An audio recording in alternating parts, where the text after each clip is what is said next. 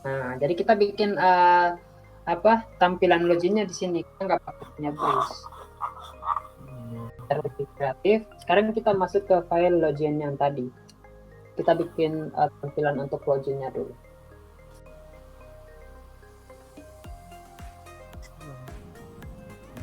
Login. Nah, di sini kita bikin kontainer MT5. Ya, MT5, kemudian deflex, kemudian justify content center. Jadi apapun yang ada di dalam kontainer kita letakin di tengah. Justify dash content center. Oke, sekarang enter. Terus di dalamnya kita bikin satu kotak, ukurannya mungkin nggak terlalu besar, jadi ketik aja titik COL berapa ya, COL 6 dash 6, kemudian shadow dan titik P5. Kemudian oke, enter. Oke, enter. Di situ kasih teks apa aja dulu buat lihat hasilnya.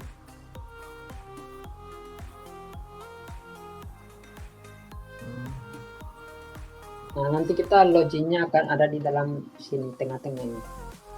Nah, nanti di dalamnya itu yang pertama ada judul yaitu login, kemudian ada input untuk memasukkan email, dan kedua ada input password. Kemudian ada input untuk ada tombol dan juga lupa password gitu. Ya, sekarang kita akan desain untuk halaman loginnya ini. Di sini kita perlu MT ininya kurang kayaknya. Coba di bawah baris 59 kita tambahin BR. BR-nya 2. BR ini. Iya. Oke, biar dia lebih ada jarak. Coba lihat hasilnya tuh pasti ada jaraknya tuh. Karena margin itu untuk bootstrap batasnya cuma sampai 5. Jadi kita tambah BR. Oke, sekarang kita mau bikin desainnya. Di dalam COL ini kita bikin H1 tempatnya di tengah. Sebelumnya kita pernah bikin itu. Iya. Masih nggak cara bikin. Si class ya. Atau style. Kasih kelas. Kayak kita bikin judul websitenya itu. Ini kasih. Di situ login. Isi aja untuk H1 itu kasih judulnya login.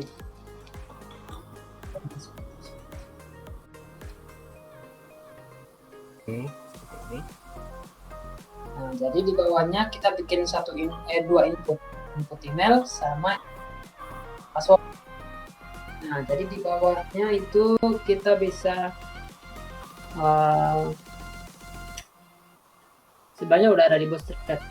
Jadi coba kita lihat dokumentasi Bootstrap biar kalau misalkan mau ngulangin ke depannya. Coba buka Bootstrap, cari form, coba aja form. Nah, terus geser ke bawah, lihat mana yang kira cocok. Nah, ini kan ada email, kita copy aja yang email sama password itu. Ya, kita copy aja kayaknya semua ini kita copy nih. Dari formnya kita copy. Terus pastikan di bawah H1. Pasti di situ aja. Oke, coba lihat hasilnya.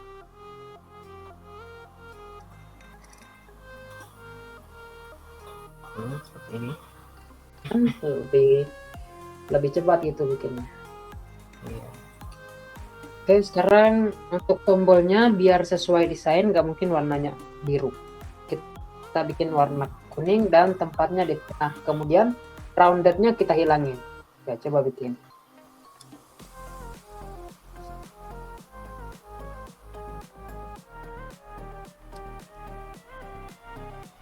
Teksnya putih dan roundednya hilangin.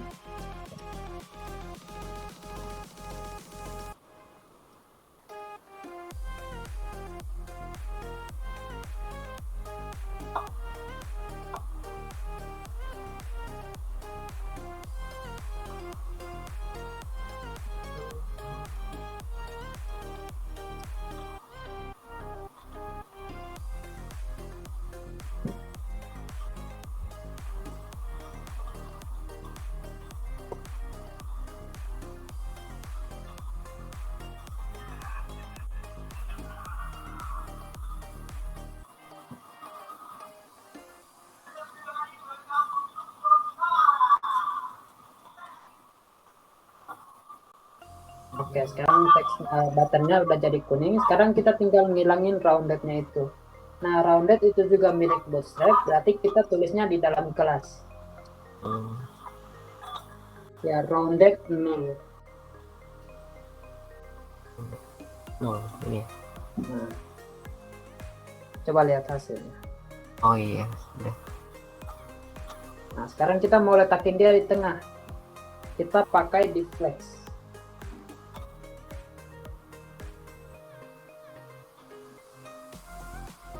Buttonnya dibungkus dengan deflex. Buttonnya dibungkus. Deflex terus justify-nya center, justify content center. Berarti di mana? Di luar ya? Iya. Nah, jadi tombolnya itu dibungkus dengan deflex. Ayo. Ini guys. Enggak, tombolnya dibungkus dengan deflex. Jadi kita copy aja dulu tombolnya, Oh, kita cut aja, kita select kemudian Ctrl X. Nah, terus kita bikin deflex justify content center. Artinya kita mau bungkus tombolnya dengan deflex itu pakai titik. Deflexnya itu pakai titik. Ya, justify content center. Terus kita taruh di dalam buttonnya. Itu artinya kita mau bungkus buttonnya dengan deflex. oh ini. Kita melihat hasilnya. Oh, iya. Ini kalau tombolnya mau tambah lebar, tinggal bikin aja inline CSS di buttonnya. 150 px misalkan.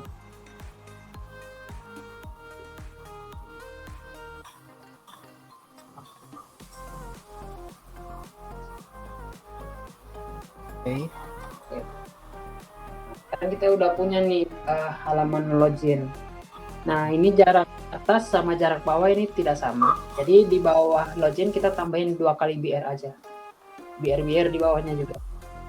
Di bawahnya login ya? BR. Bawah dari semua ini. Di atas section. Di bawah baris 86. 8. Di bawah baris 85.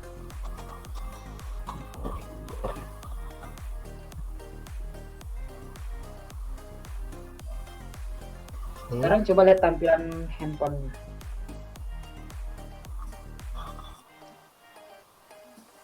Oke, nah ini kan kecil. Coba mungkin abang bisa perbaiki kenapa dia kecil begitu. Kenapa kecil?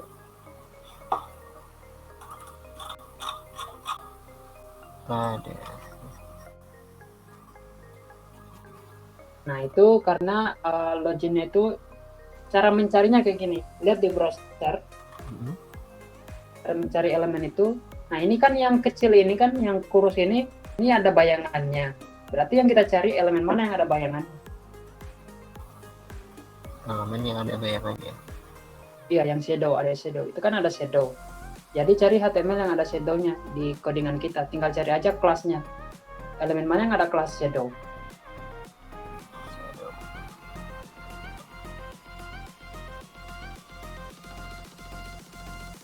Ini? Nah, jadi itu yang kita modif. Gimana supaya dia tidak kurus ketika dia di tampilan HP. Ketika di tampilan laptop ukurannya col 6 gitu. Oke.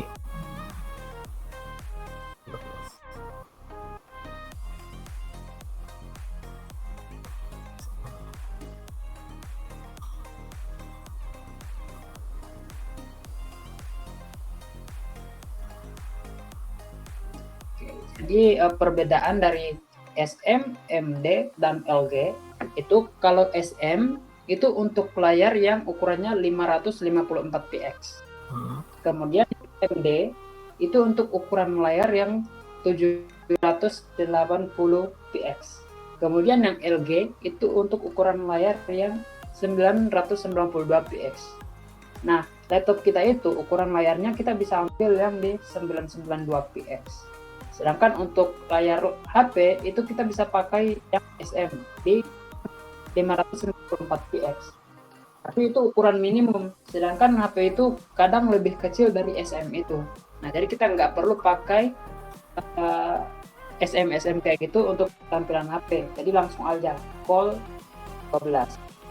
Kemudian untuk laptop col LG 6 kayak gitu. LG 6. Ini Bang. Nah, coba buka.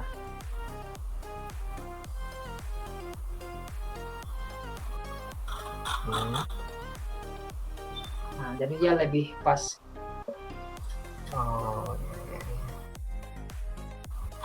Berarti di kondisi laptop dia itu kolnya 12 gitu ya? Iya. 12 itu artinya gini. Untuk flex atau grid itu kolomnya memiliki batasan cuma sampai 12 kolom. Jadi dari samping, dari kanan ke kiri itu layar kita dibagi menjadi 8 bagian. Itu kalau kita pakai kolom dibagi jadi 8 bagian. Jadi 12 bagian. Jadi ketika di tampilan HP kita settingnya col 12, artinya 12 kolom itu digunakan untuk satu kotak aja. Satu kotak ada shadownya tadi, satu kotak div.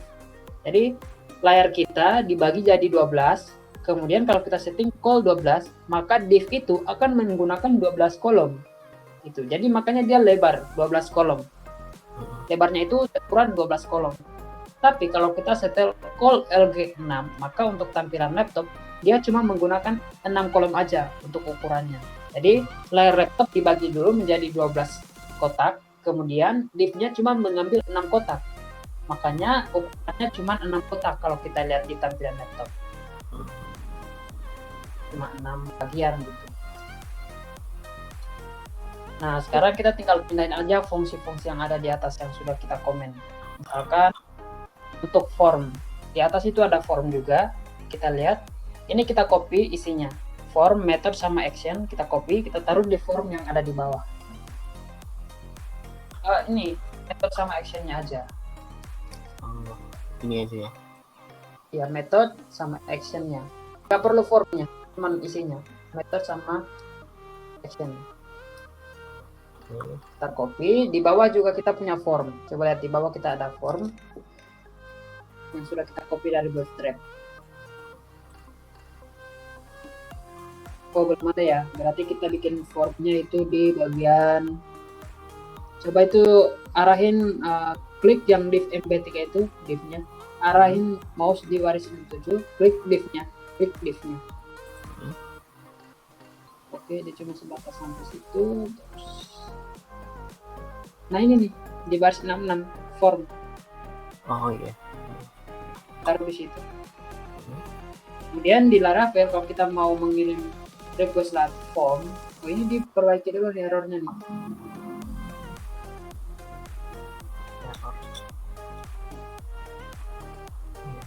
Tambahin kutip 2 setelah action itu kan cuma satu kutipnya tuh. Tambahin titik 2 setelah enggak di luar. Hapus satu. Jadi di Laravel kalau kita mau kirim request laptop kita harus pakai CSRF. Ya. Nah, begitu. Sekarang kita sudah punya form routingnya, dan kita lihat lagi di atas. Di atas itu untuk email dia name-nya apa? Name-nya ini ya. Name-nya itu dan value-nya old email.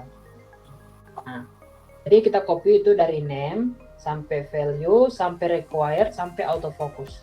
Kita copy, kita taruh di inputan email kita. Di inputan name ya, Iya, kita taruh di dalam. di sini. Enggak, di input.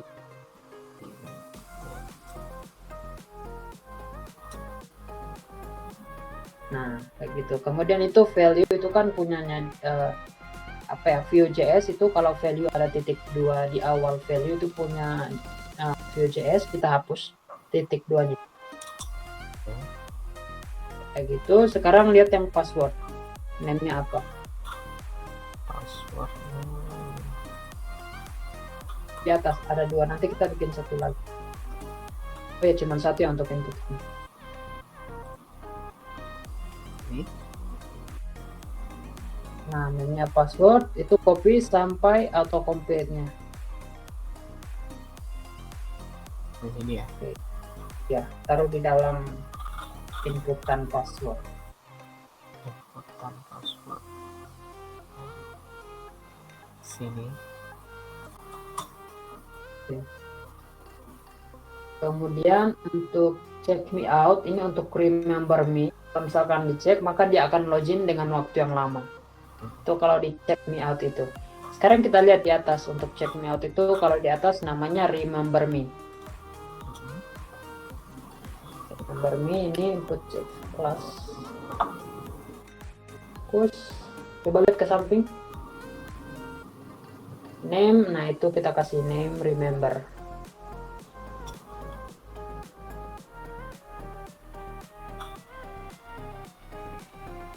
Inputan ya. Ini. Iya, di atas. Ya. Coba lihat lagi yang remember di atas itu. Kita lihat apa aja. Pas remember me input ready route password. Oke, udah. Terus di bawahnya kita bikin satu lagi, misalkan tombol untuk lupa password gitu. Di bawah tombol submit. Tombol submit diganti aja jadi login atau apa. Dan check me out itu ganti jadi remember. Kemudian di bawah deflex, di bawah baris 84 itu kita bikin satu lagi di situ. Itu tag A, lupa password. Kemudian isinya lupa password. Angkatannya. Kemudian lihat di atas, untuk href lupa password itu diarahin kemana? Ini yang forget your password itu. Dan hrefnya itu hrefnya di situ tuh. If route. Nah, itu mending copy aja lah itu dari baris 44 sampai baris. Yang ini if-nya enggak ya? Sama if-nya. Nah, copy aja itu, taruh di bawah. Di sini. Ya, hapus yang href itu hapus diganti sama yang baru itu. Ini. Iya, hapus semua. Kita kan mau ganti sama yang baru. Berarti kita hapus yang tadi. Semua itu hapus. Baris 85 hapus semua. Oh, ini ya, semuanya. Kita mau ganti yang baru.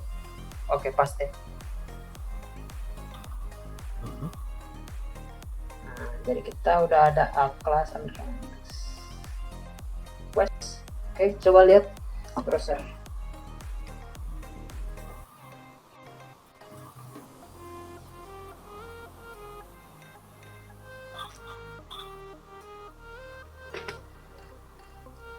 Nah, sekarang ini kan kurang rapi nih, forget your password. Ini kita taruh di tengah, arahin buat dia menjadi ada di tengah. Dan kasih spasi di atas.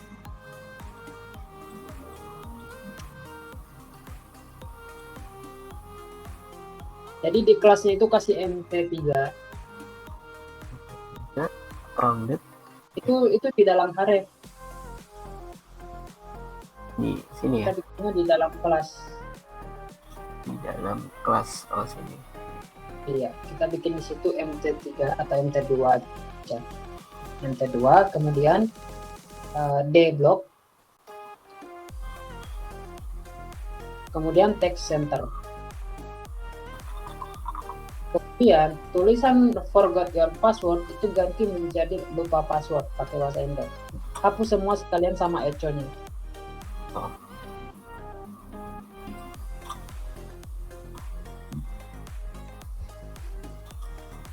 Oke. Nah, oke, jalanin.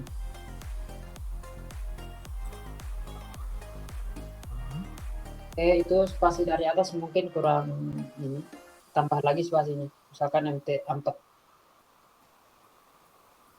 MT3. Iya, coba aja mana yang bagus.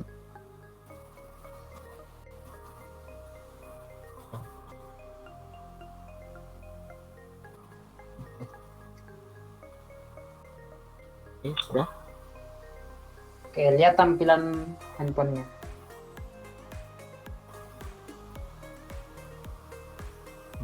Oke, cocok. Sekarang kita lihat tampilan laptop lagi. Lihat itu isi dari emailnya, ada yang error, all email. Oke, ini kita buka lagi. Di sini kita nggak ada template-nya. Jadi all email yang ada di dalam value itu kita Ctrl X dulu. Kita masukkan ke dalam echo. Ini. Terus lihat lagi di atas password ada nggak untuk value all-nya. Passwordnya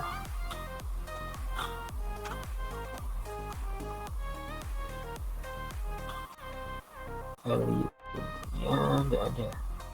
Ada ini. Nggak ada. Ini ya. Value enggak, itu cuma label. Oh. Jadi fungsi dari all itu, jadi ketika dia sudah mengisikan email sama password, terus dia klik kirim atau login, tapi passwordnya salah, itu kan otomatis dikembalikan lagi ke halaman itu. Nah, ketika website di refresh itu, inputnya itu akan jadi kosong gitu. Nah, jadi biar user tidak ribet untuk mengetikkan emailnya lagi, maka dia menggunakan fungsi all. Jadi diisikan kembali ke value-nya apa yang diketikkan sebelumnya. Gitu. Oh, ya. Coba sekarang buka lagi browsernya.